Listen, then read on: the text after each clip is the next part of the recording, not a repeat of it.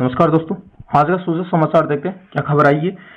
अखबार की पीडीएफ आपको क्लास अपलोड होते ही मिल जाएगी। जो पहली बार है वो चैनल को जरूर सब्सक्राइब कर दें। छोटी क्लास है लेकिन बातें खास है। करें शुरुआत? चलो करते हैं शुरुआत। ध्यान से देखना और ध्यान से सुनना। खबर यह है, खनिज बलों की ई नीलामी की अधिसूचना जारी होगी। मुख्यमंत्री ने ई नीलामी की अनुमति दी। जो बातें खास है उसी पे अपन चर्चा करेंगे। मैं थोड़ा जूम कर दूं जिससे आपको सारी की सारी बातें दिख जाए और याद हो जाए। देखो तो मुख्यमंत्री भजनलाल शर्मा के नेतृत्व में राज्य में मिनरल ब्लॉक के ऑक्शन में समूचे देश में नया कीर्तिमान स्थापित हुआ है। दूसरा पॉइंट है, ओडिशा के कोणार्क के हाल ही में आयोजित नेशनल माइंस मिनिस्ट्री कॉन्फ्रेंस वर्ष 2023-24 में देश में सर्वाधिक मेजर मिनरल ब्लॉक के ऑक्शन करने पर राजस्थान को प्रथम पुरस्कार देकर सम्मानित किया गया। तीसरा पॉइंट है, पिछले एक साल में खनन क्षेत्र में खनिज खोज के से लेकर माइनर एवं मेजर मिनरल ब्लॉक के ऑक्शन, एमएनएसटी खोज योजना, ड्रोन सर्वे और एक बारीय समाधान योजना, नई और प्रगतिशील खनिज नीति, एमसेड नीति से प्रदेश में खनन उद्यमी एवं खनिजकर्ताओं में निवेश का सकारात्मक माहौल पैदा हुआ है। अगला पॉइंट है, राज्य सरकार के प्रयासों से गत वित्त वर्ष में खनन क्षेत्र में 7,460 करोड़ 48 लाख रुपए का रिकॉर्ड राजस्व अर्जित किया है। अगला पॉइंट है, वित्त वर्ष 2023-24 में प्रदेश में 31 मेजर मिनरल ब्लॉक की नीलामी की गई, जिसमें वर्तमान में राज्य सरकार के पहले 3 माह में ही 15 मेजर मिनरल ब्लॉकों की नीलामी केंद्र सरकार के पोर्टल के माध्यम से की गई।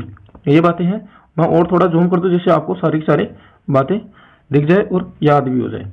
अगला पॉइंट है, वर्तमान में प्रदेश में खनन के क्षेत्र में लगभग 35 लाख लोगों को प्रत्यक्ष अप्रत्यक्ष रूप से रोजगार प्राप्त हो रहा है, ऐसा अपने मुख्यमंत्री ने बोला है। ठीक है ना? हाँ जी। ऊर्जा के क्षेत्र में राज्य सरकार, ये खनिज के क्षेत्र में राज्य सरकार द्वारा राजस्थान खनिज नीति 2024 एवं एमसेड नीति 2024 लाकर महत्वपूर्ण नीतिगत सुधार किए हैं। अगला पॉइंट है, इसके माध्यम से राज्य में जीडीपी के खनन क्षेत्र की हिस्सेदारी 3.4% से बढ़ाकर 2029-30 में तक 5% और 2046-47 तक 8% तक ले जाने का लक्ष्य रखा है। यानी खनिज के क्षेत्र के अंदर ये बोला है। दोबारा मैं पढ़ रहा हूं, इस लाइन को ध्यान से देखना।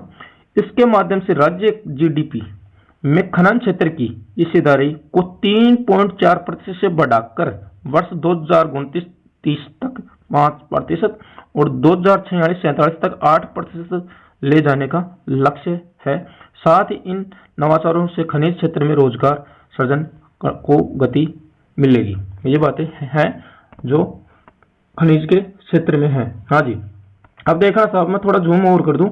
क्या खबर है? खबर यह है, मुख्यमंत्री ने 12 जिले में ईआरपीसी परियोजना के कार्यों को गति प्रदान करने के लिए भूमि आवंटन की स्वीकृति दी।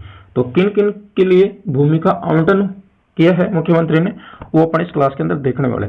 जूम और कर दूं जिससे आपको दिख जाए। हाँ जी। मुख्यमंत्री भजनलाल शर्मा ने राज्य में ईआरसीपी परियोजना, जिसका नाम कल ही चेंज हुआ था, राम जल सेतु लिंक परियोजना के कार्यों को गति प्रदान करने और 12 जिले में जनजाति बहुल क्षेत्र का विकास सुनिश्चित करने के उद्देश्य से भूमि आवंटन के महत्वपूर्ण निर्णय किए हैं। हाँ जी। अगला पॉइंट है, श्री शर्मा जी ने रिको को राजस्थान पेट्रो जोन की स्थापना के लिए भूमि आवंटन की स्वीकृति प्रदान की है। यानी रिको के लिए, राजस्थान पेट्रो की स्थापना के लिए, पेट्रो जोन की स्थापना के लिए भी भूमि का आवंटन किया है। हाँ जी। अगला पॉइंट है, मुख्यमंत्री ने राज्य बजट घोषणा 2024-25 के क्रम में कोटा संभाग में बालिका सैनिक विद्यालय की स्थापना के लिए कोटा जिले की रामगंज मंडी तहसील में 22 हेक्टेयर भूमि का आवंटन स्कूल शिक्षा विभाग को करने की स्वीकृति प्रदान की है। हाँ जी। अगला पॉइंट ये है, मुख्यमंत्री ईआरसीपी परियोजना के तहत 12 जिले में रामगढ़ एवं महलपुर बैराज के निर्माण से डूब क्षेत्र में होने वाले विस्थापितों एवं प्रभावित परिवारों को अनैन बसने के लिए आबादी के लिए ग्राम कोयला में 35 हेक्टेयर भूमि आवंटन की स्वीकृति प्रदान की है। इसी प्रकार वन भूमि प्रत्यावर्तन के तहत तहसील, ठीक है ना, तहसील आगे देखना सर, मैं थोड़ा जूम कर दूं, तहसील शाहबाद जिले में 381 हेक्टेयर भूमि एवं तहसील किशनगंज की 551 हेक्टेयर भूमि वन विभाग को आवंटित करने की मंजूरी दी गई। हाँ जी। अगला पॉइंट है, इससे सीआरपीसी परियोजना के तहत किए जाने वाले विभिन्न विकास कार्यों के लिए आवश्यक भूमि उपलब्ध हो सकेगी। ठीक है ना? यानी और कोई जरूरत पड़ेगी तो इस परियोजना के लिए भूमि दे दी जाएगी। हाँ जी। आगे देखना सब। एवं एक अन्य निर्णय के तहत अनुसूचित जनजाति बहुल क्षेत्रों की महत्वाकांक्षी पीएम जनमन योजना के तहत 12 जिले की स्वीकृति 14 सड़कों के निर्माण के लिए वन भूमि प्रत्यावर्तन के तहत 21 हेक्टेयर भूमि के आवंटन की स्वीकृति प्रदान की गई। हाँ जी, अगला पॉइंट है मुख्यमंत्री ने पंचमदरा रिफाइनरी के पास राजस्थान पेट्रोजोन की स्थापना के लिए रिको को पंचमदरा तहसील में यानी पंचमदरा ये बालोतरा के ग्राम बोरावास में 97 हेक्टेयर भूमि और ग्राम बागुड़ा में 26 हेक्टेयर भूमि के आवंटन की स्वीकृति दी है। इससे राज्य में औद्योगिक विकास को गति मिलेगी और युवाओं को रोजगार का अवसर प्राप्त होगा। ये बातें थी। तो क्लास कैसे लगी वो बताना, और पीडीएफ आपको क्लास अपलोड होते ही तुरंत मिल जाएगी। और मन की बात नहीं, ये मन की बात मेरी है।